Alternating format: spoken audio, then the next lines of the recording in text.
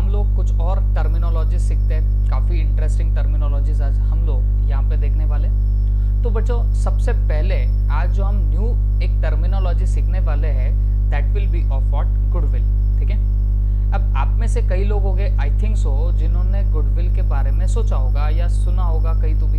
Okay, अब ये exactly goodwill होती क्या है क्या नहीं, ये हमको एक बार समझ के लेना पड़ेगा।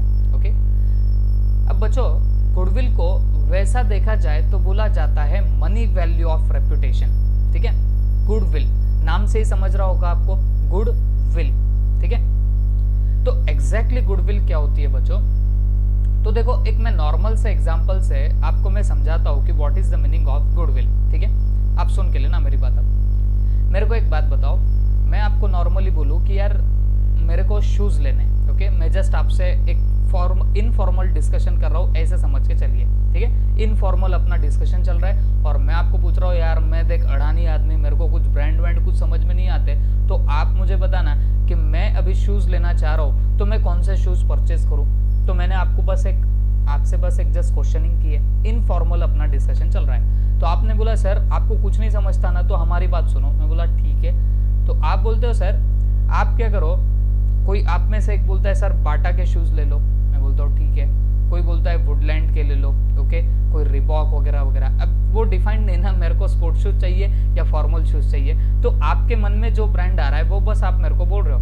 मैंने सिर्फ आपको इतना बोला कि यार मेरे को ब्रांडेड शूज चाहिए। ठीक है, तो आप लोग क्या कर रहे हो, अलग अलग ब्रांड्स मुझे बोलते जा रहे हो। ठीक है, कोई किसका नाम, किसी ने किसका नाम, ऐसे आपने मुझको ये सारे शूज के ब्रांड्स बता दिए। ठीक है, अब मैंने ऐसा डिसाइड किया यार बाटा का मैंने नाम तो बहुत सुना है। ओके, अब मान लो मैं अडानी आदमी हूँ ना भाई, तो मेरे को नहीं पता वुडलैंड वगैरह, बट मैंने बाटा का बड़ा नाम सुना है और बाटा का शोरूम भी बहुत बार ऐसे दिख भी जाता है रास्ते में चलते फिरते। तो अकॉर्डिंगली मैंने ये डिसाइड कर लिया कि I am going to purchase Bata का शूज। ठीक है, तो मैं वहां पे गया और बाटा का शूज वहां पे देखने लग गया। तो देखा तो क्या देखा, वहां पे शूज तो दिख रहे हैं, बट शूज की स्टार्ट ही कहाँ से हो रही है बताना, 1000-1200 से क्या हो रहा है, शूज स्टार्ट हो रहा है। ठीक है, अब मैं सोच में पड़ गया यार ये इतना शूज इतना कैसे जबरदस्त रेट का है। तो मैंने सोचा कि यार चलो एक दूसरे शॉप में चक्कर मार लेते। मैं दूसरी शॉप में गया और ऐसा मान के चलो जैसे मैंने एक मॉडल या मैं बोलूंगा एक पीस मैंने देखा था शूज का बाटा के शोरूम में, वैसा का वैसा शूज मैंने एक शूज की जोड़ी मैंने कहाँ पे देखी है, एक कोई दूसरे शोरूम में भी देख ली। ठीक है, बट वो था बिना किसी ब्रांड का, ऐसे कोई तो भी ऑर्डिनरी ब्रांड का था। तो बेटा उसकी जो प्राइस थी ना, वो प्राइस थी मान के चलो 700 रुपीज, और जो मैंने बाटा में वैसे ही क्वालिटी का या वैसे डिजाइन का मैंने जो शू देखा था तो वो वहां पे था ऑलमोस्ट 1500 और 1600 का। ओके, तो मैंने उस पर्टिकुलर शॉपकीपर को पूछा कि यार देख, मैं अभी अभी थोड़ी देर पहले एक बाटा के शोरूम में गया था और वहां जाके मैंने उसको पूछा था कि यार इसका रेट क्या है, क्योंकि मेरे को ये वाला वैरायटी बड़ा पसंद आया था। तो उस बंदे ने मुझे 1500 या 1600 का समथिंग रेट बताया। फिर मैं उस शॉप से निकल के तेरी शॉप में आया और तेरे को पूछ रहा हूँ कि यार ये कितने में मिलेगा, तो तू बोलता है 700 में मिल जाएगा सर। तो मुझे एक बात बता, मैं एक अडानी आदमी हूँ, मेरे को कुछ नहीं समझता, मुझे एक बात बता क्या फर्क है उस पर्टिकुलर शूज में और इसमें। तो वो बंदा बोलेगा मुझको कि सर वो बाटा के शूज है।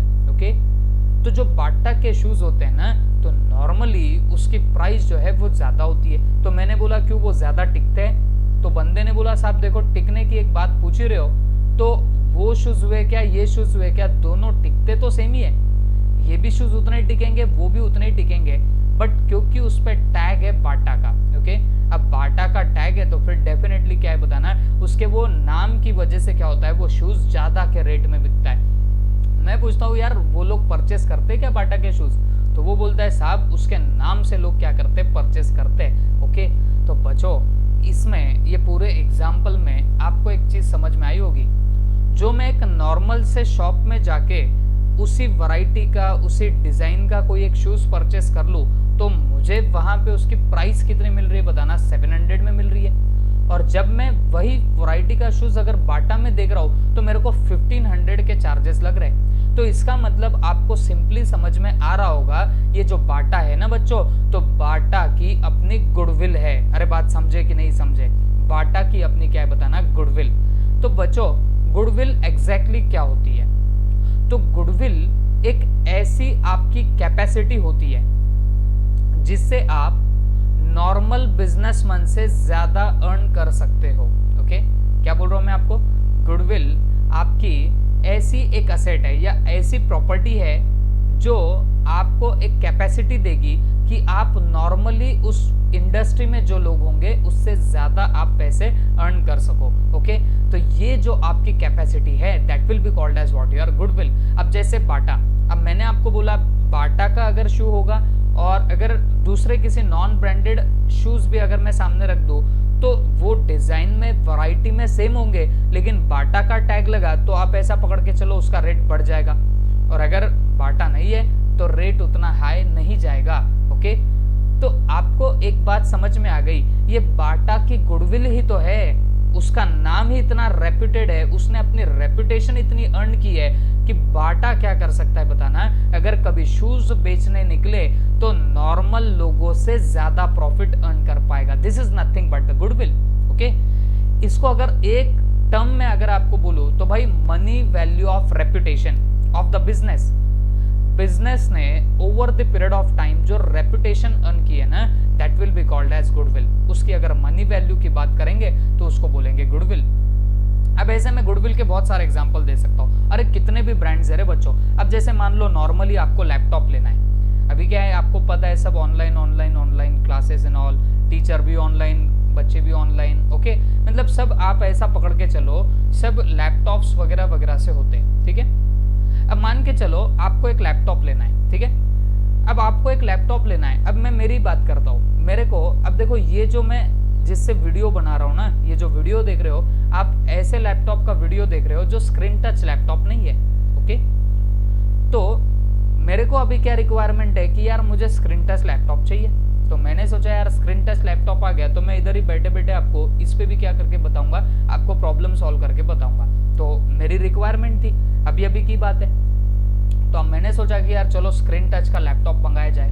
ओके, एंड अकॉर्डिंगली मैं सर्च करने लग गया था, ये फ्लिपकार्ट्स एंड ऑल इन पे भी सर्च कर रहा था और बाकी भी जहां जहां मिल सकता है वहां पे सर्च कर रहा था स्क्रीन टच के लैपटॉप्स को। ओके, अब मैं एक बात बताता हूँ बच्चों, मैं देखते देखते मेरे को कुछ ऐसे लैपटॉप्स मिले जैसे एविटा, फिर उसके बाद में और एक दो मिले मेरे को, जैसे मैं आपको बोलता हूँ जैसे डिजिटल सेविंग समथिंग समथिंग ऐसा कुछ था। ओके, तो बेटा वो जो लैपटॉप्स थे ना कॉन्फ़िगरेशन एकदम जबरदस्त, i7 लैपटॉप, i5 लैपटॉप कितने में 34,000 में। ओके, और ऐसे HP या डेल के वही लैपटॉप देखो i5 तो वो अबव 50 आता है, और स्क्रीन टच बोलूँ तो भाई 60 प्लस ही जाता है। मैंने क्या किया, मेरे को टेम्पटेशन तो बड़ी हो रही थी एविटा का लैपटॉप उठा लूं, कितने का था बच्चों, सिर्फ 34,000 का लैपटॉप मैंने देखा था, i5 लैपटॉप था। ओके, और plus screen touch and all सब बातें उसके अंदर थी, तो that was for ₹34,000 but Avita. Okay, but दूसरा मेरा एक दिल बोलने लग गया यार ये ऐसा कौन सा ब्रांड है, कब हमने एविटा का नाम सुना। ओके, तो भाई चुपचाप क्या करो, पैसे ज्यादा जाते जाने दो, बट परचेस करना तो HP या डेल या फिर लेनोवो। ओके, इनमें से कोई एक लैपटॉप करेंगे, मतलब जो रिकॉग्नाइज्ड ब्रांड है ना तो बस उनमें से एक परचेस करेंगे। अब मुझे एक बात बताओ, अगर सेम कॉन्फ़िगरेशन का लैपटॉप है एविटा का भी और लेट्स से HP का भी, इनकी कॉन्फ़िगरेशन सेम है, बट मैं क्या कर रहा हूँ, मैं एविटा का लैपटॉप ज्यादा प्रेफर कर रहा हूँ, सॉरी मैं HP का लैपटॉप ज्यादा प्रेफर कर रहा हूँ। रीजन इज दैट कि उसका मैंने ब्रांड का नाम सुन के रखा हुआ था। ओके, तो आपको नहीं लगता कि HP की कहीं ना कहीं रेपुटेशन है, और उस नाम की वजह से, उस रेपुटेशन की वजह से HP वाले क्या कर रहे हैं बताना, ज्यादा रेट हमसे चार्ज कर रहे हैं। जो एविटा वाला प्रॉफिट अर्न करेगा उससे ज्यादा प्रॉफिट अर्न कौन कर सकता है बताना, HP वाला कर सकता है। अरे बात समझ रही कि नहीं समझ रही, HP वाला ज्यादा अर्न कर सकता है, बट वो किसकी वजह से अर्न कर पा रहा है बच्चों, उसकी गुडविल की वजह से अर्न कर पा रहा है, या मैं बोलूंगा उसकी जो रेपुटेशन है, उस रेपुटेशन या उसका जो नेम हो गया है लैपटॉप इंडस्ट्री में, उसकी वजह से वो नॉर्मल कंपनी से ज्यादा रेवेन्यू अर्न कर सकता है। ओके, तो बच्चों दिस इज लैपटॉप, या मैं बोलूंगा दिस इज HP's गुडविल। ये HP की क्या बन रही है, गुडविल बन रही है। ओके, तो गुडविल को अगर मैं ब्रीफली डिस्क्राइब करूं तो बेटा ये ऐसी कैपेसिटी है किसी बिजनेस की जिससे वो बिजनेस नॉर्मल बिजनेस से ज्यादा प्रॉफिट अर्न कर सकता, तो उसको बोला जाएगा उस पर्टिकुलर बिजनेस की गुडविल। ओके, गुडविल में भी describe as aggregate of those intangible attributes of business. Aggregate of intangible, बेटा इनटेंजिबल का मतलब क्या होता, तो याद रखना, देखो जो चीजें दिखती हैं, टच की जा सकती है, उसको बोलेंगे टेंजिबल। ओके, जैसे लैपटॉप टच कर सकते हैं क्या, हाँ कर सकते हैं, क्या हो गया, टेंजिबल हो गया। ठीक है, उसके बाद में मैं अगर बोलूं बिल्डिंग, बिल्डिंग टेंजिबल है क्या, हाँ है, टच कर सकते हो क्या, कर सकते हैं, तो उसको क्या बोलेंगे, टेंजिबल। ओके, फर्नीचर क्या है, टेंजिबल है। ओके, क्योंकि आप उसको देख भी सकते हो, टच भी कर सकते हो। लेकिन मैं आपको बोलता हूँ आपकी रेपुटेशन, ओके, रेपुटेशन को क्या आप लोग देख सकते हो, टच कर सकते हो? बात मैं आपसे पूछ रहा हूँ, क्या रेपुटेशन को आप टच कर सकते हो? तो जवाब आएगा सर ये क्या बातें पूछ रहे हो, रेपुटेशन को टच नहीं कर सकते, तो उसको हम लोग बोलेंगे इनटेंजिबल। ओके, जैसे एयर, एयर को देख सकते हो, टच कर सकते हो, नहीं, तो वो भी क्या बन गई, इनटेंजिबल। ओके, तो वैसे ही गुडविल क्या होती है बताना, इनटेंजिबल होती है। अब देखो किसी के बिजनेस की अगर गुडविल है तो वो कहीं देखी नहीं जा सकती, ना ही टच की जा सकती, बट महसूस की जा सकती है। अब जैसे बाटा, ओके, बाटा क्या करता है बताना, बाटा ज्यादा रेट पे शूज बेचता है आप लोगों को, ओके, फिर भी आप उससे परचेस कर रहे हो, तो ये क्या हो गया, ये उसकी गुडविल हो गई। बट आपको नहीं लगता कि ये उसकी इनटेंजिबल असेट है, इनटेंजिबल प्रॉपर्टी है? बात समझ में आ रही है? क्योंकि उसकी जो गुडविल है वो देखी नहीं जा सकती, उसको कोई टच कर सकता है क्या, जवाब है नहीं कर सकता, वो सिर्फ महसूस किया जा सकता है, सिर्फ रियलाइजेशन होता है कि यार इसकी गुडविल तो है, इसका रेपुटेशन तो है। बात समझ में आ रही है आपको? तो गुडविल में भी described as what, aggregate of those intangible attributes of business which contributes to its superior earning capacity over normal return on investment। Okay, तो ये ऐसे intangible attributes है या intangible thing है जिससे कोई भी बिजनेस क्या कर सकता है बताना, कोई भी बिजनेस सुपीरियर अर्निंग कैपेसिटी पे आ सकता है, मतलब वो ज्यादा अर्न कर सकता है over normal return on investment. Investment का मतलब होता है आपने कहीं पैसा डाला, तो आप कहीं पैसा डालते हो तो आपको जितना रिटर्न मिलता, रिटर्न मतलब आपको जितना प्रॉफिट मिलेगा, अर्निंग मिलेगी, तो नॉर्मली जितनी अर्निंग मिल सकती है उससे ज्यादा अगर आपको अर्निंग हो रही है तो वो आपकी गुडविल है। ओके, अब जैसे आपको पता होगा कुछ कुछ होते हैं ऐसे बिजनेसमैन होते हैं, ठीक है, अब मान लो कोई कपड़े की इंडस्ट्री है, तो ऐसा बोला जाता है कि कपड़े की इंडस्ट्री में ऑलमोस्ट 30 to 40% का प्रॉफिट मार्जिन होता है। ओके, कितना, 30 to 40% का प्रॉफिट मार्जिन होता है। तो अगर मान के चलो ये 30 to 40% का प्रॉफिट मार्जिन है, तो अगर कोई पर्टिकुलर बिजनेसमैन रिकरिंगली 60% प्रॉफिट अर्न कर पा रहा, ओके, 60% प्रॉफिट अर्न कर पा रहा है, तो इसका मतलब क्या हो गया बच्चों, कि उसकी सुपेरियर अर्निंग कैपेसिटी है। ओके, उसकी सुपेरियर अर्निंग कैपेसिटी है, तो उसकी कहीं ना कहीं गुडविल है। अरे बात समझे कि नहीं समझे? आप देखते होंगे ना, आप नॉर्मली कुछ कपड़े वगैरह परचेस करने जाओ, ओके, ड्रेसेस वगैरह परचेस करने जाओ, तो आप कोई ऐसी आड़ी टेढ़ी कोई नॉर्मल से शॉप में चले जाओगे तो वहां पे आपको कम रेट में कपड़े तो मिल जाएंगे, ओके, बट वैसे ही टाइप के कपड़े अगर आप कोई अच्छे शोरूम में जाओगे, लेट्स से सागर हो गया, फिर उसके बाद में आपका सागर मेंजा है ना, सागर मेंजा, फिर उसके अलावा आप लोग एमबी बोलो या फिर उसके अलावा रेमंड बोलो, ओके, तो यहाँ पे जब जाओगे तो हो सकता है आपने जैसे पहले कोई छोटी मोटी शॉप में जैसे आपने कपड़े देखे वैसे ही कपड़े, वैसे ही ड्रेसेस यहाँ पे भी मिले, बट यहाँ का जो रेट होता है ना बच्चों, हाई होता है। ओके, तो मतलब वो क्या कर पा रहे हैं, ये रेमंड वाले वगैरह वगैरह, ये ज्यादा प्रॉफिट अर्न कर पा रहे हैं। ओके, ये ज्यादा प्रॉफिट अर्न काय की वजह से कर पा रहे हैं, उनके गुडविल की वजह से। This is nothing but the goodwill. Okay, तो गुडविल में भी described as aggregate of those intangible attributes. तो जो इनटेंजिबल एट्रीब्यूट्स है, इनटेंजिबल थिंग्स है, किसकी, एक बिजनेस की, of a business which contributes to its superior earning capacity, जिन इंटेंजिबल चीजों की वजह से आपका बिजनेस सुपीरियर अर्निंग कैपेसिटी पे आ रहा है, मतलब आप ज्यादा अर्न कर पा रहे हो। ओके, तो जो ज्यादा अर्न कर पा रहे हो ना, over a normal return on investment, मतलब नॉर्मली जो इन्वेस्टमेंट पे रिटर्न होता तो उससे ज्यादा आप अगर अर्न कर पा रहे हो तो फिर वो आप किसकी वजह से कर पा रहे हो, आपकी गुडविल की वजह से कर पा रहे हो। This is nothing but the goodwill. I hope सबको समझ में आया होगा। ठीक है, तो अगर सिंपली बोलूं तो गुडविल की वजह से आप लोग नॉर्मली लोग जितना अर्न करते उससे ज्यादा अर्न कर पाओगे। किसकी वजह से? आपके गुडविल की वजह से। अगर नॉर्मली किसी बिजनेस में 20% प्रॉफिट मिलता है बट आप 30% प्रॉफिट अर्न कर पा रहे हो, तो ये किसकी वजह से कर रहे हो? गुडविल की वजह से कर रहे हो। ठीक है, it may arise from such attributes as favourable location. अब ये गुडविल काय की वजह से हो सकती है? फेवरेबल लोकेशन की वजह से हो सकती है। मतलब हो सकता है ना बच्चों, आप मेरे को एक बात बताओ, जब भी कोई नया बिजनेस आपको स्टार्ट करना है तो सबसे पहले उसका स्पॉट देखा जाता है, जगह देखी जाती है, लोकेशन देखी जाती है। क्यों? अब मेरे को एक बात बताओ, ऑलरेडी अगर कोई चीज है, या आप मान लो ग्रोसरी शॉप स्टार्ट करना चाह रहे हो और ऑलरेडी वहां पे उस एरिया में 2-3 ग्रोसरी शॉप है, तो क्या आप लोग प्रेफर करोगे वहां पे ग्रोसरी शॉप ओपन करना? तो जवाब है जनरली हम लोग नहीं करते। हम लोग ट्राई करते कि यार अवॉइड कर देंगे, किसी और प्लेस पे करेंगे जहां पे ग्रोसरी शॉप हो ही नहीं। तो मतलब आपको लोकेशन जो है, लोकेशन भी मैटर करती है। अगर लोकेशन आपकी फेवरेबल है तो आप पकड़ के चलो, आप नॉर्मल लोगों से ज्यादा अर्न कर सकते हो।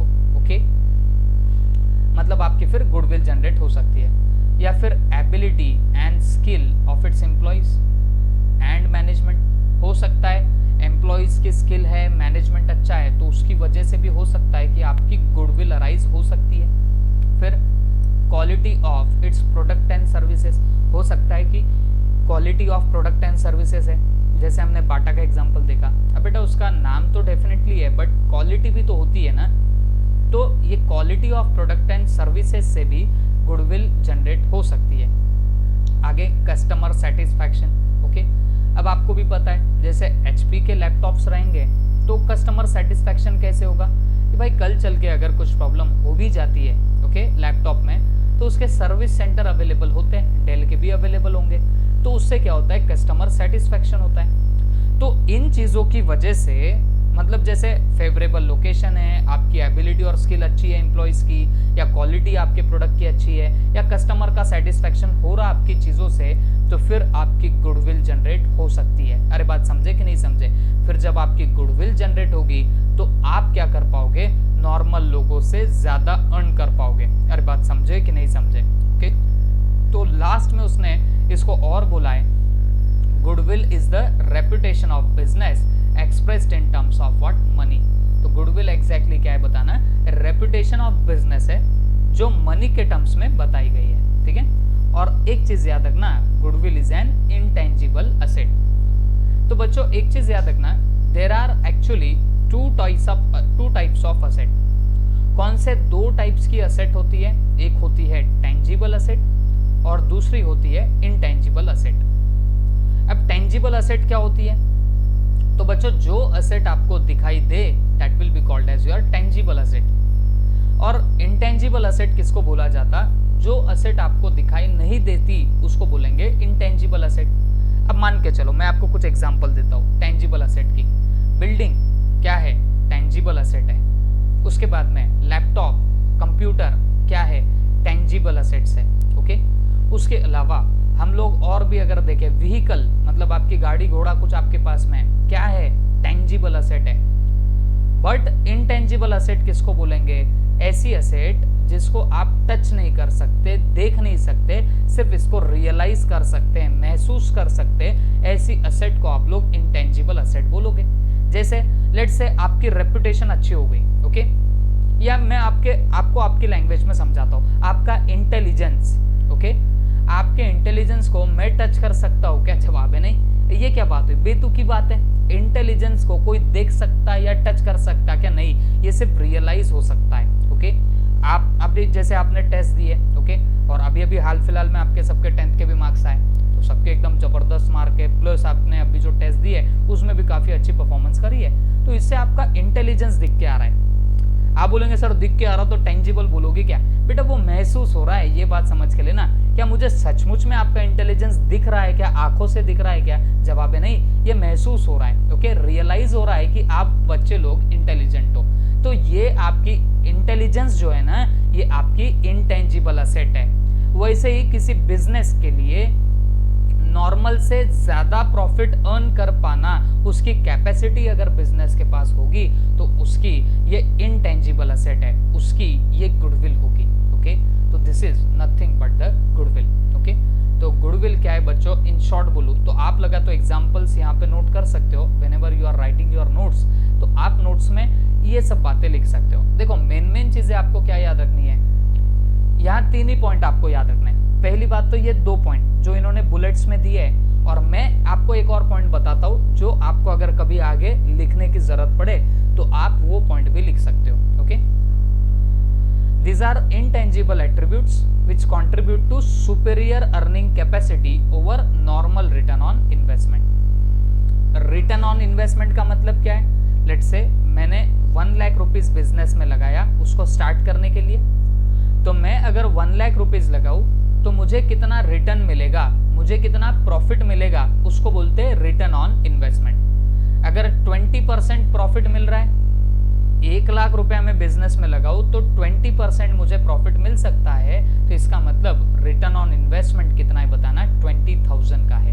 रिटर्न ऑन इन्वेस्टमेंट कितना है, 20,000 का है। ये कैसे निकाला, 1 लाख का 20% निकाला, जो कितना आएगा, 20,000 आएगा। ठीक है, तो ये जो मुझे रिटर्न मिल रहा है, ओके, ये नॉर्मल रेट ऑफ रिटर्न से अगर ज्यादा मुझे रिटर्न मिले, मतलब नॉर्मली कोई अगर लेट से ग्रोसरी का बिजनेस करता है तो नॉर्मली उसको 20% ही क्या मिलता है, प्रॉफिट मिलता है, बट मुझे 30% प्रॉफिट मिल रहा है, तो इसका मतलब मेरी सुपेरियर अर्निंग कैपेसिटी है, मैं नॉर्मल लोगों से ज्यादा अर्न कर पा रहा हूं, तो ये मेरी क्या बन जाएगी, गुडविल बनेगी। ओके, तो गुडविल के लिए आप 3 चीजें, 3 पॉइंट्स लिख सकते हो।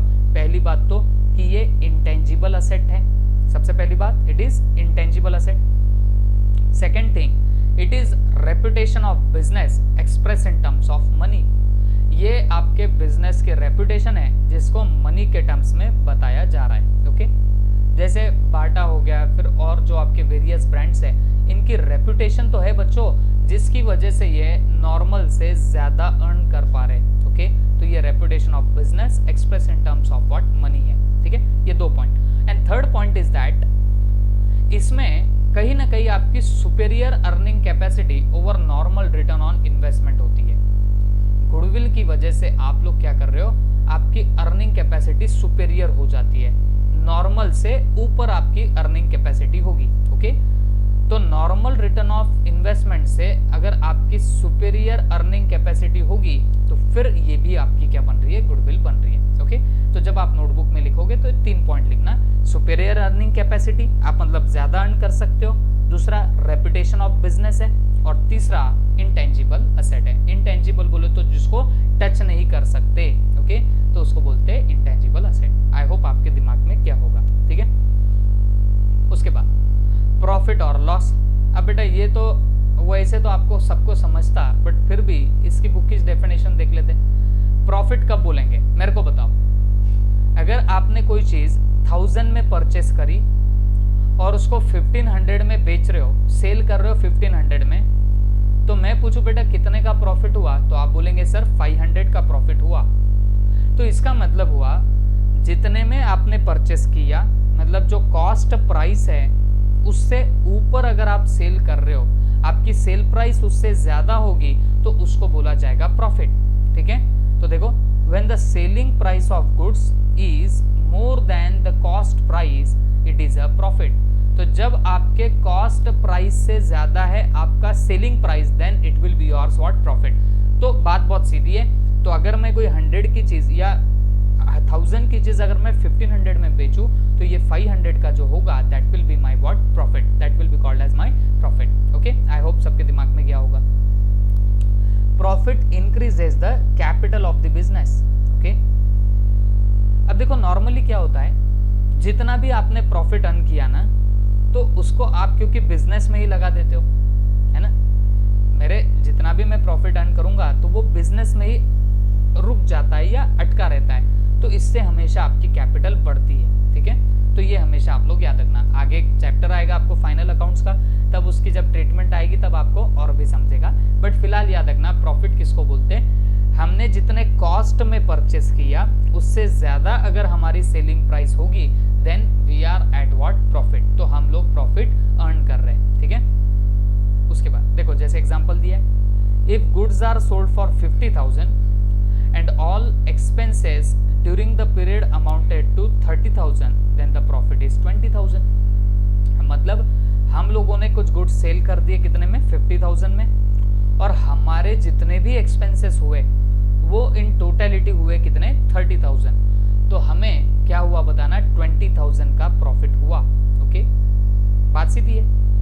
अब लेट से अपन ने कोई बिजनेस स्टार्टअप किया है तो हम लोग सेलिंग करते जा रहे हैं, ओके, तो सेलिंग कर रहे हैं तो उसमें से हम जितने भी खर्चे होंगे वो माइनस करेंगे, एक्सपेंडिचर जितने भी होंगे वो माइनस करेंगे, तो जाके जो हमारे हाथ में फिगर आएगा तो उसको आप लोग क्या बोलने वाले, प्रॉफिट बोलोगे, ठीक है। तो हमेशा याद रखना जो भी आप जितने में सेल कर रहे हो उसमें से सब एक्सपेंडिचर्स माइनस करो तो फिर जाके आपको प्रॉफिट का फिगर मिलने वाला है, ठीक है। उसके बाद लॉस क्या होगा, तो बात बहुत सिंपल है। अगर आपके एक्सपेंडिचर्स वगैरह सब ज्यादा है आपके सेल से भी, मतलब आप सेल कर रहे हो 50,000 का, देखो यहाँ पे भी लिखा एग्जांपल में, आप सेल कर रहे हो 50,000 का और आपके सारे एक्सपेंडिचर्स एंड ऑल सब आ रहे हैं 60,000 के, मतलब कमा रहे हो 50,000 और गमा रहे हो 60,000, तो डेफिनेटली आपका यहाँ पे लॉस होगा, और लॉस कितने का होगा, 10,000 का होगा। देखो बेटा बहुत सिंपल सी बात है, आई डोंट थिंक इसमें बहुत आपको दिक्कत भी आएगी, ठीक है। तो जितना मैं गुड्स सेल कर रहा हूँ उससे ज्यादा मेरा अगर एक्सपेंडिचर हो रहा है तो मैं लॉस में चल रहा हूँ, ये बात ध्यान में रखना। When cost price of the goods is more than the selling price it is a loss, तो अगर तुम्हारी कॉस्ट ज्यादा है सेलिंग प्राइस से तो तुम लोग लॉस में चल रहे हो, okay. Loss decreases the capital of business, okay, और लॉस से कैपिटल कम होती। देखो हमने पीछे क्या देखा, प्रॉफिट से कैपिटल बढ़ती। कैपिटल क्या होता है, amount invested by the proprietor into the business, है ना। जो अमाउंट ओनर ने बिजनेस में डाली उसको आप लोग कैपिटल बोलते हो, और जब प्रॉफिट होता है तो ये कैपिटल बढ़ती है, और जब लॉस होगा तो ये कैपिटल कम हो जाएगी, ये चीज याद रखना, ओके। उसके बाद इनकम क्या होती है, it is revenue arising as a result of business transaction. किसी बिजनेस ट्रांजैक्शन से आपको इनकम मिली या रेवेन्यू मिला तो वो आपकी बन जाएगी इनकम। जैसे आप किसी को सेल कर रहे हो, ओके, किसी को सेल करोगे तो उससे पैसा आएगा, ये आपकी क्या बन जाएगी, इनकम बन जाएगी, ओके। या फिर हमको इंटरेस्ट मिला, डिविडेंड मिला, कमीशन मिला, तो ये भी हमारी इनकम हो जाएगी। इंटरेस्ट क्या होता है, तो इंटरेस्ट का मतलब होता है ब्याज, ओके, मतलब मैंने किसी से बोरो किए हैं पैसे, तो आपको नहीं लगता कि मुझे उसे ब्याज देना पड़ेगा, इंटरेस्ट देना पड़ेगा, तो उस इंटरेस्ट की यहाँ पे बात चल रही है, ठीक है। अब एक बात बता दूं, हम लोग क्योंकि इनकम देख रहे हैं तो ये इंटरेस्ट हमको मिल रहा है, मतलब मेरे पास में मान के चलो 1 लाख रुपीज स्पेयर में पड़े। अब मैंने सोचा यार 1 लाख को मैं ऐसे ही यहाँ पे रखूं मेरे पास तो ये पैसा तो बढ़ने नहीं वाला, तो मैंने क्या सोचा, चलो ये 1 लाख रुपीज किसी को मैं दे देता हूँ, लेट से बैंक में डाल देता हूँ। बैंक में मैंने फिक्स डिपॉजिट कर दिया 1 लाख का, जिससे मुझे उस पर क्या मिलेगा, इंटरेस्ट मिलेगा, ब्याज मिलेगा, मतलब घर बैठे मैं सोते सोते क्या कर रहा हूँ बताना, पैसे अर्न कर रहा हूँ। कैसे पैसे अर्न कर रहा हूँ, मैंने बैंक में डिपॉजिट कर दिया 1 लाख रुपीज, और उस 1 लाख रुपीज का मुझे क्या मिलेगा, इंटरेस्ट मिलेगा, ब्याज मिलेगा, तो मैं मस्त घर पे सोते सोते क्या करूंगा, पैसे अर्न करूंगा। तो आपको नहीं लगता ये जो इंटरेस्ट मिल रहा है ये भी मेरी क्या है, अर्निंग है, तो ये अर्निंग मेरी क्या बन रही है, इनकम बन जाएगी, ओके। तो ये चीजें याद रखो। प्रॉफिट किसको बोलते हैं, जब हम गुड्स बेचेंगे और सारे एक्सपेंडिचर्स वगैरह माइनस करने के बाद हमारे को जो फिगर मिलेगा that will B hours what profit, वो हमारा प्रॉफिट होता है। ओके, इनकम किसको बोलते हैं? किसी ट्रांजैक्शन से जो हमको अर्निंग हुई, मतलब एक ही ट्रांजैक्शन से जो अर्निंग हो गई उसको हम लोग इनकम बोल देते हैं। ठीक है, डिविडेंड क्या होता है ये आपको डिटेल में आगे समझेगा, जनरली बता देता हूं। जब आप शेयर्स परचेस करते हो, शेयर्स अगर आपने परचेस किए तो उस पर आपको डिविडेंड मिलता। अब आपको क्योंकि ये चीजें अभी फिलहाल तो नहीं है, बट जब थोड़ा आगे हम लोग और भी जाएंगे तो मैं आपको और डिटेल में बताऊंगा। ठीक है, उसके अलावा कमीशन, कमीशन भी आपको मिल सकता है। ओके, कमीशन काय के लिए मिलेगा? अब जैसे आपने लेट से किसी का काम कर लिया, आपको पता है ब्रोकर के बारे में, ये ब्रोकर लोग क्या करते हैं? तो बेटा ब्रोकर लोग क्या करते हैं, अब मान के चलो मुझे एक हाउस परचेस करना है। ठीक है, मुझे एक घर परचेस करना है, हाउस परचेस करना है, और आपके पास में एक हाउस है। ठीक है, आपके पास में एक हाउस है। अब बेटा आपको वो घर बेचना है और मुझे घर परचेस करना है। ठीक है, अब मुझे एक बात बताओ, मुझे क्या खौफ गिरेगा कि तुम्हें कोई घर बेचना है? तो आप बोलेंगे सर बात तो ठीक बोल रहे हो, है ना। देखो तुम्हें बेचना है, मुझे परचेस करना है, वैसे तो दोनों की रिक्वायरमेंट है, बट मेरे को एक बात बताओ, मुझे क्या खौफ गिरेगा कि आप लोगों को तुम्हारा हाउस बेचना है? तो आप बोलेंगे सर सही है, हमको नहीं पता चलेगा। तो बेटा नॉर्मली क्या होता है, अपन कोई एक मिडिल मैन को पकड़ते हैं। ओके, उसको बोलते ब्रोकर। वो ब्रोकर के पास क्या होता है, अब समझो मुझे घर परचेस करना है ना, तो मैं ब्रोकर के कान पे डालूंगा कि यार देखो साहब मेरे को एक हाउस परचेस करना है। ठीक है, मैं वो ब्रोकर को बोलूंगा, और वैसे ही वो जो ब्रोकर रहेगा उसको आप लोग भी बोलोगे कि साहब देखो अपना एक घर पड़ा हुआ है, ये अपने को सेल करना है। ओके, तो आपने भी ब्रोकर को बोला और मैंने भी ब्रोकर को बोला। अब ब्रोकर के दो कान में दो बातें गई, एक तरफ से आया कि साहब मुझे घर परचेस करना है, दूसरे कान में आया कि साहब मुझे घर बेचना है। ओके, अब ब्रोकर को तो पता है ना किसको घर परचेस करना है, किसको घर सेल करना है, तो वो अपने दोनों का जुगाड़ लगा के देता। अरे बात समझे कि नहीं समझे? ओके, अब ऐसे तो मेरे को नहीं पता था ना कि कौन बंदा सेल करना चाहता है, बट एक ऐसा मिडलमैन बीच में रहा तो वो क्या करेगा बताना, जिसको परचेस करना है उसको सेलर का नाम बताएगा और सेलर को परचेसर का नाम बताएगा, और फिर जब अपने दोनों में जुगाड़ लगेगा तो आपका घर मैं परचेस कर लूंगा। अरे बात समझे कि नहीं समझे? तो ये जब मैं घर परचेस कर ले रहा हूं तो फिर तुम्हें भी उस ब्रोकर को पैसे देने पड़ेंगे और मुझे भी उस ब्रोकर को पैसे देने पड़ेंगे। काय के बदले में? तुम्हें तुम्हारा हाउस सेल करना था, तुम्हें कोई कस्टमर नहीं मिल रहा था, तो ब्रोकर ने तुम्हें ढूंढ के दिया, तो तुम्हें बदले में उस ब्रोकर को क्या देना पड़ेगी? ब्रोकरेज देनी पड़ेगी, या मैं बोलूंगा कमीशन देना पड़ेगा। वैसे मुझे कहीं से घर मिल नहीं रहा था, तो ये जो ब्रोकर था उसके थ्रू मुझे घर मिल गया। ओके, तो उसने मेरा काम कर दिया ना, तो मुझे भी उसे क्या देना पड़ेगा? कमीशन। तो आपको नहीं लगता इस ब्रोकर के लिए ये जो कमीशन है वो उसकी क्या बन जाएगी? इनकम बन जाएगी। That will be becoming his what? Income. I hope दिमाग में गया होगा। ओके, तो इन शॉर्ट अपने को जो मिलता वो अपनी क्या बनती? इनकम मिलती। ठीक है, उसके बाद revenue. Revenue is income that a business has from its normal business activity. अब देखो एक बात मैं आपको बता दूं, इनकम और रेवेन्यू दोनों में फर्क होता है।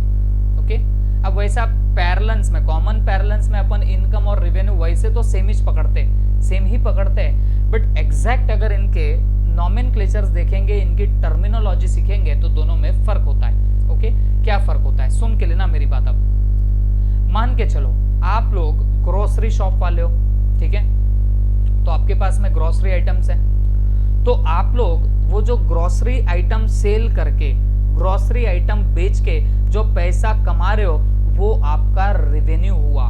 ओके, मतलब जब आप गुड्स बेच के पैसा ला रहे हो वो आपका रेवेन्यू हो गया। ठीक है, अब आपके पास में बहुत पैसा पड़ गया, आपने ग्रोसरी का आइटम बेच के सेल कर करके ऐसा पैसा इकट्ठा किया, बहुत सारा पैसा जमा कर लिया। ओके, अब हुआ क्या? अब हुआ ऐसा, मेरे को पैसे की जरूरत है और मेरे को पता चला कि आपने ग्रोसरी के आइटम बेच के काफी पैसा अर्न किया है। ओके, तो मैं आपके पास में आया, मैंने बोला सर मैडम मेरे को पैसे चाहिए, तो आपने क्या किया? आपने बोला सर लेके जाओ, लेकिन आपको हमें बैज देना पड़ेगा, इंटरेस्ट देना पड़ेगा। तो मैंने बोला ठीक है भाई, अब मैं आपके पैसे यूज कर रहा हूं तो मैं आपको इंटरेस्ट दे दूंगा। तो इन शॉर्ट आप अब मनी लेंडिंग का काम कर रहे हो। आपने देखो, आपने सबसे पहले आपने क्या किया था, आपने गुड्स बेचे। तो जब आप गुड्स बेच रहे थे तो उससे जो पैसा आपको मिल रहा, तो मैंने उसको क्या नाम देना है, रेवेन्यू। मैं उसको क्या बोलूंगा, रेवेन्यू। बट आपके पास बहुत सारा पैसा जमा हो गया और आप उस पैसे को मुझे लेंड कर रहे हो, मुझे दे रहे हो, और मुझसे आप ब्याज वसूल करोगे, इंटरेस्ट वसूल करोगे। तो बेटा मैं जो आपको इंटरेस्ट दूंगा ना, वो इंटरेस्ट तुम्हारी इनकम होगी। वो तुम्हारी क्या बनने वाली है, इनकम। तो हमेशा याद रखो, रेवेन्यू और इनकम में बेसिक डिफरेंस क्या है। जब हम कोई गुड्स बेच के, गुड्स सेल करके कोई पैसा अर्न करते हैं तो वो हमारा रेवेन्यू होता। मतलब जो हम लोग डेली एक्टिविटी करते, जिस चीज में हम लोग डीलिंग करते, उसको सेल आउट करके जो पैसा हमारे पास आएगा वो हमारा रेवेन्यू रहेगा। वो हमारा क्या बनने वाला है, रेवेन्यू। ओके। लेकिन दूसरी बात मेरे को आप लोग बताना, जो मेरे बिजनेस से रिलेटेड नहीं है। अब जैसे आप ग्रोसरी वाले हो, बट आपने मुझे मनी लेंड करी है और मैं आपको इंटरेस्ट पे करूंगा, ये तो आपका काम नहीं है मनी लेंडिंग करना। बट फिर भी आपने क्या किया, मुझे मनी लेंडिंग करी और मैंने आपको इंटरेस्ट दिया, आपको पैसा मिला, तो आपको जो रेवेन्यू हुआ ना, इसको हम लोग बोलेंगे इनकम। ठीक है।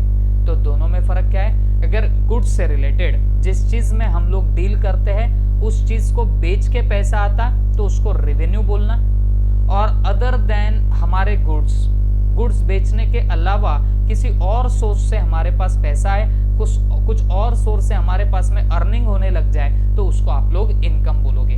ओके। आई होप सबके दिमाग में गया होगा। वैसे तो बेटा ये इतना नॉमेनक्लेचर या इसका जो डिस्टिंग्विश है इतना कुछ काम में भी नहीं आता, क्योंकि आप आगे देखोगे, आगे इनकम रेवेन्यू तो क्या है बताना, ऐसे ही कॉमन पैरेलेंस में यूज होते हैं। ठीक है। हाँ, बट फिर भी अगर कोई आपको टेक्निकली पूछे तो आपको भी पता होना चाहिए कि भाई रेवेन्यू और इनकम में डिफरेंस होता। ठीक है। अब शॉर्ट में कंक्लूड करता हूं रेवेन्यू इनकम को। देखो, आप ग्रोसरी शॉप वाले, आप ग्रोसरी के आइटम बेच रहे, तो उससे जो पैसा आ रहा वो आपके लिए रेवेन्यू हुआ। गुड्स बेच के जो पैसा आता वो तुम्हारे लिए रेवेन्यू बनेगा। ओके। हाँ, लेकिन आप क्या कर रहे हो, आप जो पैसा आपने इकट्ठा किया वो आपने मुझे लेंड किया। ओके। और मैं आपको इंटरेस्ट दे रहा हूं। क्या आपका काम मनी लेंडिंग का था क्या? नहीं, आपका तो काम ग्रोसरी का था। बट फिर भी आपने मनी लेंडिंग की, मैंने आपको इंटरेस्ट दिया, तो ये जो इंटरेस्ट का पैसा मिला ना, तो ये आपकी इनकम बन जाएगी। Is that clear? तो ये चीज आप लोग अच्छे से याद करना। ओके। हाँ, ना सिर्फ सेल ऑफ गुड्स से जो पैसा है उसको रेवेन्यू बोलते, बल्कि सर्विसेज देने के बाद भी जो पैसा आएगा उसको भी रेवेन्यू बोलते। ओके। मान के चलो आप बड़े होके चार्टर्ड अकाउंटेंट बन गए और आप लोग ऑडिटिंग या टैक्सेशन के काम करने लग गए। ठीक है। तो आपको आपके क्लाइंट पैसे दे रहे, तो आप थोड़ी ना गुड्स बेच रहे। ओके। आप गुड्स तो नहीं बेच रहे, आप आपकी सर्विसेज दे रहे हो। तो वो सर्विसेज देने के बाद भी जो आपको पैसा मिलेगा उसको भी क्या बोलने वाले, रेवेन्यू बोलने वाले। अरे बात समझे या नहीं समझे? तो गुड्स बेच के या सर्विसेज दे के जो भी पैसा मिलेगा that will be called as your what, revenue. Okay. तो देखो, ये होता है आपका रेवेन्यू। तो रेवेन्यू को हम लोग अगर नॉर्मली बोलेंगे तो जो हमारी नॉर्मल बिजनेस एक्टिविटी है वो करने से मुझे जो पैसा मिलेगा that will be my what, revenue. और इनकम किसको बोलेंगे बताना, other than my business activity, फिर भी मुझे कोई अर्निंग हो रही कोई अदर सोर्सेज से, तो वो मेरी इनकम होगी। ठीक है। तो आज के लिए हम लोग इतना ही देखेंगे, बट मैं आपको आज हमने क्या क्या देखा ये पूरा रिवाइज करके छोड़ूंगा। ओके। सबसे पहले गुडविल, किसको बोलते गुडविल? तो बेटा जो अपनी सुपेरियर अर्निंग कैपेसिटी होती है, जो हम नॉर्मल रिटर्न ऑफ इन्वेस्टमेंट से ज्यादा अर्न करने की हमारी जो कैपेसिटी होगी तो उसको बोला जाएगा गुडविल। गुडविल को और क्या बोल सकते हैं, money value of reputation. Goodwill क्या है, इंटेंजिबल असेट है। जैसे बाटा का एग्जांपल ले सकते हो, एचपी के लैपटॉप्स का ले सकते हो, वगैरह वगैरह, ये सब उसके एग्जांपल्स हो गए। प्रॉफिट एंड लॉस, प्रॉफिट किसको बोलते हैं, जितना गुड्स बेच के हमको पैसा आया उसमें से जब हम लोग सारे एक्सपेंसेस माइनस करते हैं फिर भी हमारे पास में कुछ पॉजिटिव फिगर आया तो वो आपका प्रॉफिट रहेगा। जैसे 50,000 में गुड्स बेचे, सिर्फ 30,000 का एक्सपेंडिचर हुआ तो 20,000 जो मेरे पास बचा वो मेरा प्रॉफिट रहेगा। वैसे ही लॉस, जब आप कॉस्ट प्राइस से ज्यादा पे बेच रहे हो तो ये आपका क्या बनने वाला है, लॉस बनने वाला है। ठीक है, this will be your what, loss. उसके बाद इनकम, इनकम किसको बोलेंगे, जो हमारी नॉर्मल बिजनेस से अलग हमारे पास अर्निंग होगी, that will B hours income. और रेवेन्यू किसको बोलेंगे बताना, जो हमारे नॉर्मल बिजनेस से होता वो हमारा रेवेन्यू होगा। ओके, आई होप सबको समझ